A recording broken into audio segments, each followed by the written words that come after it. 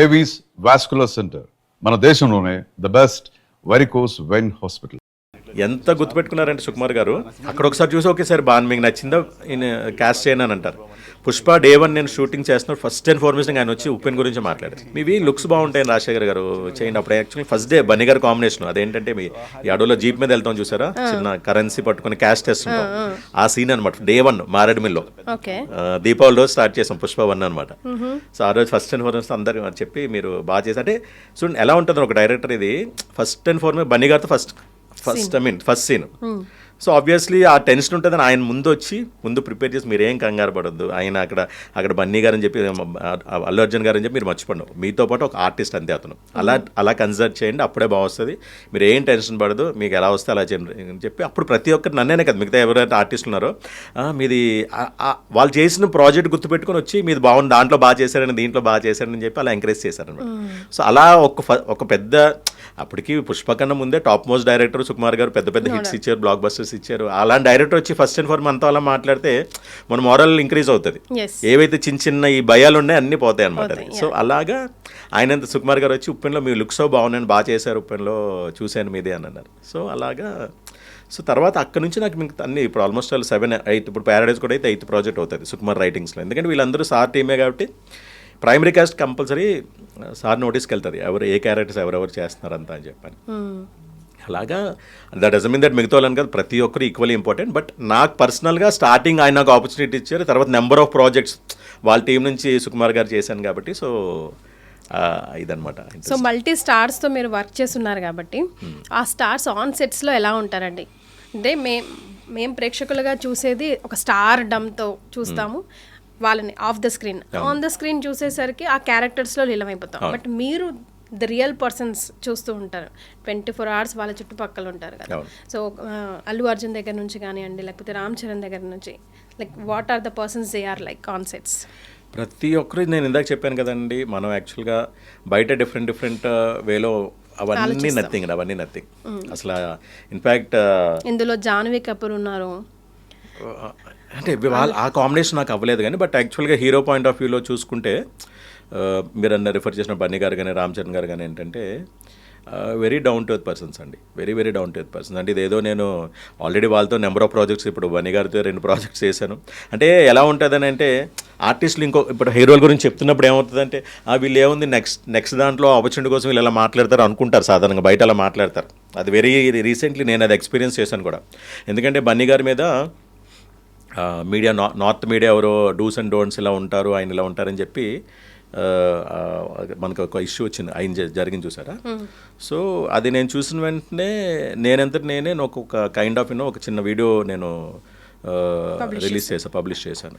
Kind of నా experience నేను చేశాను అది. ఎందుకంటే నేను అది విన్నాను కాబట్టి I want to say the truth. అది రైట్ ఆర్ రాంగ్గా నేను బికాస్ ఈ 1 and 2 రెండు కలిపి దగ్గర 150 days చేశాను నేను పుష్ప 1 and 2. సో దాంట్లో మ్యాక్సిమం ఆయనతో ట్రావెల్ అయింది క్యారెక్టర్ అంతా. సో నాకు ఇన్ అండ్ అవుట్ ఏంటో తెలుసు ఆయన ఎలా ఉంటారు ఏంటనేది. అలాంటి వ్యక్తి మీద ఆయనేమో డూస్ అండ్ డోంట్స్ ఒక పెద్ద లిస్ట్ ఉంటుంది, అది ఫాలో అవ్వాలని ఎప్పుడైతే అన్నారో నేను దాన్ని ఖండిస్తూ చెప్పాను అనమాట. లేదు it's not in this way అని చెప్పి ఒక ఎగ్జాంపుల్ కూడా చెప్పాను. అంటే లైక్ సెట్స్లో ఎలా ఉంటారు మీరు, అంటే బయట ఏముంది ఒక రాసేయడానికి పెద్ద ఇది. ఇప్పుడు శుభోదయం సుబ్బర్ ఎలా రాసేస్తాడు బయట నుంచి, అలా రాసేయడానికి చాలా సింపుల్. బట్ ప్రాక్టికల్గా మేము ఉంటాం కదా సెట్స్లో, వాళ్ళతో పక్కన ట్రావెల్ అవుతుంటాం కాబట్టి మాకు యాక్చువల్గా ఒరిజినల్ ట్రూత్ అనేది ఏంటో తెలుసు అనమాట. సో అది ఖండిస్తూ చేశాను. అలాగా చాలామంది ట్రాల్ చేసి నేను ప్యాకేజ్ తీసుకున్నాడా లేకపోతే ఏంటి అలా. ఎందుకంటే అది యాక్చువల్గా ఆర్టిస్ట్ కానీ ఎవరు రియాక్ట్ అవ్వలేదు ఆ సీన్కి. బన్నీ గారు ఫ్యాన్స్ అందరూ ట్రాల్స్ చేశారు, ఆ మీడియా మీద చేశారు కానీ ఎవరు రియాక్ట్. సో నాకు అనిపించింది అంతే, బికాస్ నేను ఆయనతో ఉన్నాను, ఐ నో ద ట్రూత్. నేను చేస్తే చాలామంది నా మీద కూడా ట్రాల్స్ చేశారు. But still end of the day మళ్ళీ వాళ్ళే కేసు రివర్ట్ చేసుకున్నారు. మీరు కొన్ని రోజుల తర్వాత ఏమైంది, వాళ్ళు ఇచ్చేసారు, ఐ మీన్ వాళ్ళు అపాలజీస్ చెప్పారు, ఏదైతే మేము somehow we have done something wrong అని చెప్పి ఒప్పుకున్నారు. సో అలాగా ఇవన్నీ బయట మీడియాలో తెలియక మాట్లాడుతుంటారండి. బట్ ఎవరైనా మ్యాటర్ ఆఫ్ ఫ్యాక్ట్ నేను చేసిన ఈ లైక్ బిగ్ స్టార్స్ అందరూ very down to earth persons అండి. అంటే మనం చెప్పాను కదా, మనం అనుకుంటాం అంతే, మనం ఏదో బయట విని అవునా వీళ్ళు ఉంటారా వీళ్ళంత ఇదిగా ఉంటారా అనుకుంటాం కానీ. But apart from the sets, on sets వచ్చినప్పుడు డెఫినెట్లీ ఏంటంటే పక్కన ఆర్టిస్ట్గా ఉండేటప్పుడు ఏమంటే we have more scope of interacting with them. Again మీకు నేను ఇందాక ఎగ్జాంపుల్ చెప్పా, జీప్ సీను మారేడుమిల్లి కన్నా లోపల డీప్ ఫారెస్ట్కి వెళ్ళాలన్నమాట. జీప్స్ మీద వెళ్తున్నాం, మేము వెళ్ళిపోయినప్పుడు సిగ్నల్స్ కూడా, వాకీ టాకీస్ సిగ్నల్స్ కూడా దొరకట్లా. ఎటో వెళ్ళిపోయాము జీప్లో. హీరో బన్నీ గారే డ్రైవ్ చేశారు. ఎవరికీ ఐడియా ఉండదు కదా, చిన్న చిన్న రూట్లో ఉంటాయి. ఎటో వెళ్ళిపోయాం, ఒక అరగంట మిస్ అయిపోయాం. మెయిన్ క్రూకి మేము మిస్ అయిపోయాం. మేము 4 ఉన్నాము. అసలు ఏ జంతువు వస్తుందేమో కూడా తెలియదు అనమాట. అంటే అంత డీప్కి వెళ్ళిపోయాం, ఫారెస్ట్లోకి వెళ్ళిపోయాం. సరే అప్పుడు ఇంకేముంది, నలుగురు ఉన్నప్పుడు చాలా డీటెయిల్స్ డిస్కస్ చేశారు బన్నీ గారు. ఏంటి ఎలా చేస్తున్నారు ఏంటి అంటే, అప్పటికి ఇన్ డెప్త్ తెలియదు, స్టార్టింగే కాబట్టి. I think 2nd or 3rd day. So ఆయనకి అవసరం లేదు, ఉండొచ్చు, 4 ఉన్నాం అయితే పక్కకి వెళ్ళి ఆయన ఉంచొచ్చు, మేము ఉండొచ్చు. బట్ ఏంటంటే ఆ మినిమం ఏదైతే టైం దొరికిందో he wanted to take it an opportunity. సరే వీళ్ళతో మాట్లాడదాం, ప్రతి ఒక్కరిని అడిగి, నేనే కదా ప్రతి ఒక్కరిని అడిగి తెలుసుకొని మీరు ఏం చేస్తున్నారు, మీ వేర్ అబౌట్స్ ఏంటి, ఎప్పుడు వచ్చారు ఇండస్ట్రీకి, ఇవన్నీ అలాగా చేశారు. అలాగా ఈవెన్ రామ్ చరణ్ గారు కూడా, ఆయనకి నాకు this is the 4th movie అండి. ధృవలో మాకు గుర్తుండిపోయే ఒక ఎక్స్పీరియన్స్ జరిగింది. ధృవలో నాది ఒక హవాలా బ్రోకర్ క్యారెక్టర్, ఓల్డ్ సిటీలో ఉండే ఒక ముస్లిం క్యారెక్టరు, పఠాన్ డ్రెస్ ఉండి ఉంటుంది అనమాట. బట్ బ్యాక్ ఎండ్ ఏంటంటే పోలీస్ ఇన్ఫార్మర్ అనమాట. సో ఆయనకి ఒక కీ ఇన్ఫర్మేషన్ ఇచ్చేసాను. అది కూడా అంటే వీళ్ళు ఎవరైతే హవాలా జరుగుతుందో ట్రాన్సాక్షన్, దాని గురించి కీ ఇన్ఫర్మేషన్ ఆయనకు పాస్ చేయాలి. సరే అక్కడ వినోద్ సురేందర్ రెడ్డి గారు దానికి డైరెక్టర్, కెమెరామెన్ వినోద్ గారు అనమాట. యాక్చువల్గా చార్మినార్కి ఒక 1 కిలోమీటర్ డిస్టెన్స్లో ఏదో ఒక టెర్రస్ మీద పెట్టారు మా ఇద్దరిని. అక్కడ సీన్ అక్కడ ఏంటంటే ఇన్ఫర్మేషన్ రివీల్ చేయడం అనేది పెట్టారు.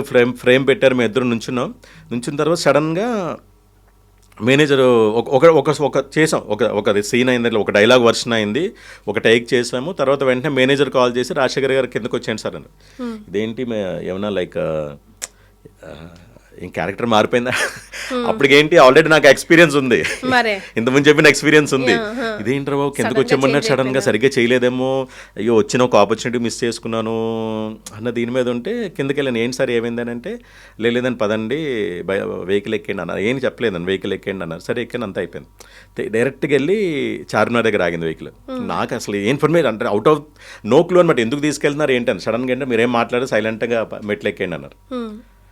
అక్కడికి అవతల వైపు నుంచి ఇంకో మెట్లు వేయించేమో సైలెంట్గా నేను ఒక ఏడి ఒక వాకి పట్టుకొని, అవతల వైపు ఏమో రామ్ చరణ్ గారు ఇంకొక ఏడి పైకి వచ్చారు.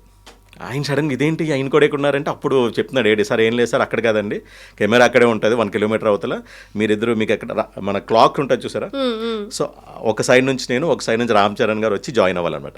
అది వైట్ షాట్ పెట్టారు, కెమెరా అక్కడ 1 కిలోమీటర్ అవతలే ఉంది, మేమిద్దరు ఇక్కడ జాయిన్ అవుతాం. అది వైట్ షాట్ పెట్టి మళ్ళీ అయిపోయిన తర్వాత సేమ్ డైలాగ్ వర్షన్ అంతా అయిపోయిన తర్వాత మళ్ళీ సేమ్ అదే బిల్డింగ్లోకి వెళ్ళి అక్కడ క్లోజ్ తీశారనమాట.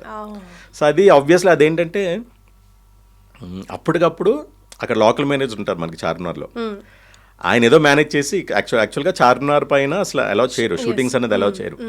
అప్పటికప్పుడు ఏదో అనుకుని ఫట్ మన, అందుకే ఫాస్ట్గా ఏం మాట్లాడారు సైలెంట్గా, మీరు అసలు నన్ను ఎవరు గుర్తుపట్టరు అప్పటికి. అందులోకి ఏంటంటే మనకు ఓల్డ్ సిటీలో అంత ఇదిగా గుర్తుపట్టరు కదా.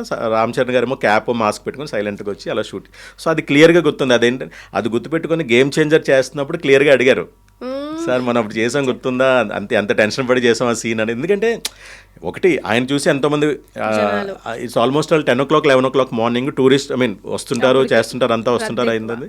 సో అది గుర్తుపెట్టుకొని మీకు ధృవకి గేమ్ చేంజర్కి చాలా డిఫరెన్స్ గ్యాప్ ఉంది. అది గుర్తుపట్టుగా ఆయన ఇచ్చేశారు. మనం అప్పుడు చార్మినార్ ఎక్కి చేసాం కదండి, చాలా టెన్షన్గా చేసాం కదా అప్పుడు వెరీ షార్ట్ టైంలో అని. సో అలాగా మనం బయట అనుకుంటాం, ఇప్పుడు వాళ్ళకి there is no necessity. Ram Charan గారికి అప్పుడు ఎప్పుడో జరిగిన ఇన్సిడెంట్ గుర్తుపెట్టుకోవాలని అవసరం లేదు, గుర్తుపెట్టుకున్నా అది మళ్ళీ రికలెక్ట్ చేసుకుని మాట్లాడాలని అవసరం లేదు, సందర్భం వచ్చింది కాబట్టి మాట్లాడారు. సో అలాగా ఈ ఏదైతే మనం చెప్తున్నాం అందరూ డౌన్ టు ఎర్త్ ఉంటారని, మనకి ప్రొవైడెడ్ మనకి ఆ ఆపర్చునిటీ రావాలి. సపోజ్ ఫర్ ఎగ్జాంపుల్ మాకు ఒక 1/2 hour టైం దొరికింది మాట్లాడాలి. ఇప్పుడు నార్మల్గా ఇక్కడ అనుకోండి ఏమవుతుంది, సెట్కి వస్తారు, డైలాగ్ వాళ్ళ స్పేస్ వాళ్ళకి ఇవ్వాలి కదా. మనం ఏదో ఎంత మనం చేసిన పరిచయం మనం వెళ్ళి సో మనం అక్కడ ఉండమనుకోండి, వాళ్ళకి కూడా కైండ్ ఆఫ్ ఇది ఉంటుంది కదండి.